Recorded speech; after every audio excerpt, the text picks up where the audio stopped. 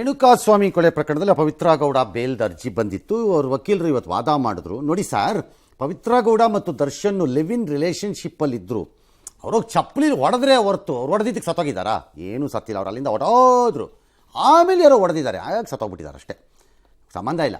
ಮತ್ತು ಆ ಪವನ್ ಯಾರಿಗೋ ಹೇಳ್ಬಿಟ್ಟು ದರ್ಶನ್ ಕಿಡ್ನ್ಯಾಪ್ ಮಾಡಿಸಿರೋದು ಅಂತೆಲ್ಲ ಅವರು ಹೇಳ್ಬಿಟ್ಟಿದ್ದಾರೆ. ನಮ್ದೇನು ಕ್ಲೈಂಟ್ ತಪ್ಪಿಲ್ಲಪ್ಪ, ನಮಗೆ ಬೇಲ್ ಕೊಟ್ಬಿಡಿ ಅಂತ ಅವ್ರು ಕೇಳಿದ್ದಾರೆ.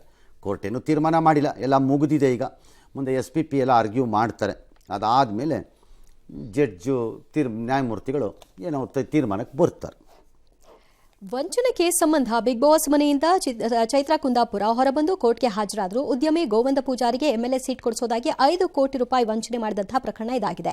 ಜನವರಿ 13ಕ್ಕೆ ಕೇಸ್ ಮುಂದೂಡಿಕೆಯಾಗಿದೆ. ಇನ್ನು ಹೈದರಾಬಾದ್ನಲ್ಲಿ ಸುಯಿಸೈಡ್ಗೆ ಶರಣಾದ ಬ್ರಹ್ಮಗಂಟು ಧಾರವಾಹಿಯ ಶೋಭಿತಾ ಶಿವಣ್ಣ ಅಂತ್ಯಕ್ರಿಯೆ ಸಕಲೇಶಪುರದ ಹೆರೂರಿನಲ್ಲಿ ನಡೆಯಿತು. ಕುಟುಂಬಸ್ಥರ ಆಕ್ರಂದನ ಮುಗಿಲು ಮುಟ್ಟಿತ್ತು.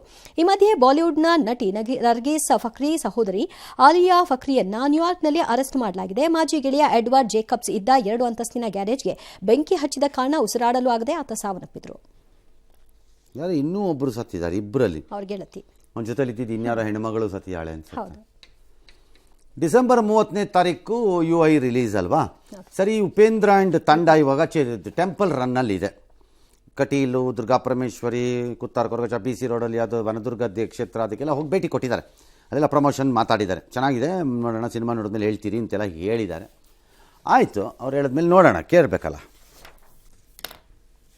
ಯಾವತ್ತು ಕಂಟೆಂಟ್ ಇರೋವಂಥದ್ದು ನಿಜವಾಗ್ಲೂ ಚೆನ್ನಾಗಿರೋವಂಥ ಪಿಕ್ಚರ್ ಯಾವತ್ತೂ ಪ್ರೇಕ್ಷಕ ಕೈ ಬಿಟ್ಟಿಲ್ಲ ನನ್ನ ಪ್ರಕಾರ.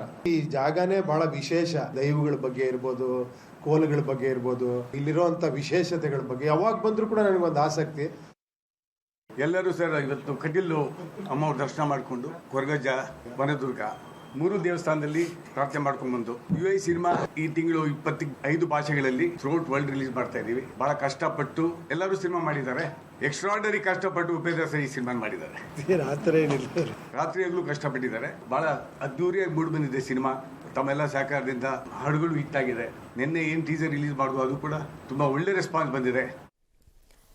ವಿಕಲಚೇತನರ ಇಲಾಖೆಗೆ ಅನುದಾನ ಕಡಿತ ಆಗ್ತಿದೆ ಎಂಬ ಬಗ್ಗೆ ಪಬ್ಲಿಕ್ ಟಿವಿ ವಿಸ್ತೃತ ವರದಿಯನ್ನು ಪ್ರಸಾರ ಮಾಡಿತು. ಈಗ ಮುಖ್ಯಮಂತ್ರಿಗಳು ಇದಕ್ಕೆ ಪ್ರತಿಕ್ರಿಯಿಸಿದ್ದಾರೆ. ಕಡಿತ ಮಾಡಿದ 44 ಕೋಟಿಯನ್ನ ಪೂರಕ ಬಜೆಟ್ನಲ್ಲಿ ವಾಪಸ್ ನೀಡ್ತೀನಿ ಅಂತ ಹೇಳಿದ್ದಾರೆ. ದೇಶದಲ್ಲೇ ಮೊದಲ ಬಾರಿಗೆ ವಿಕಲಚೇತನರ ಆರೈಕೆ ಮಾಡಿರೋ ಮಾಸಿಕ 1,000 ಹಣ ನೀಡುವಂತಹ ಕಾರ್ಯಕ್ರಮ ಮಾಡೋರಿಗೆ 1,00,000 ಹಣ ಕೊಡೋದ್ರ ಬಗ್ಗೆಯೂ ಕೂಡ ಕಾರ್ಯಕ್ರಮಕ್ಕೆ ಚಾಲನೆ ಕೊಟ್ಟಿದ್ದಾರೆ.